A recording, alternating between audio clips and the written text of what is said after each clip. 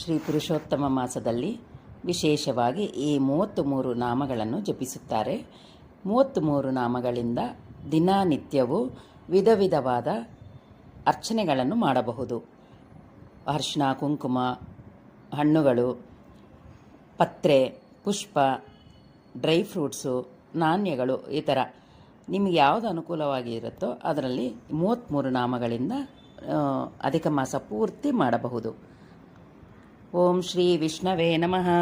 ಓಂ ಶ್ರೀ ಜಿಷ್ಣವೇ ನಮಃ. ಓಂ ಶ್ರೀ ಮಹಾವಿಷ್ಣವೇ ನಮಃ. ಓಂ ಶ್ರೀ ಹರಯೇ ನಮಃ. ಓಂ ಶ್ರೀ ಕೃಷ್ಣಾಯ ನಮಃ. ಓಂ ಶ್ರೀ ಅಧೋಕ್ಷಜಾಯ ನಮಃ. ಓಂ ಶ್ರೀ ಕೇಶವಾಯ ನಮಃ.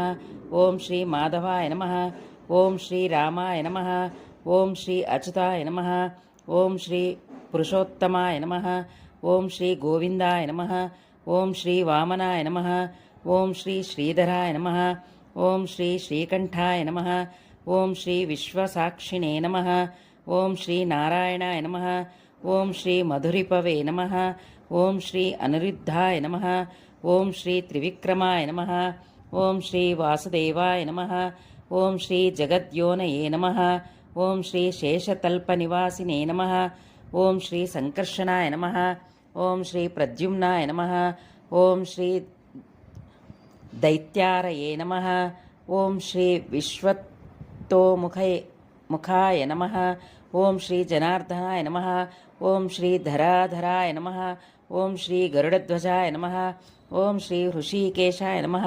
ಓಂ ಶ್ರೀ ಪದ್ಮನಾಭಾಯ ನಮಃ. ಓಂ ಶ್ರೀ ಮಧುಸೂದನಾಯ ನಮಃ.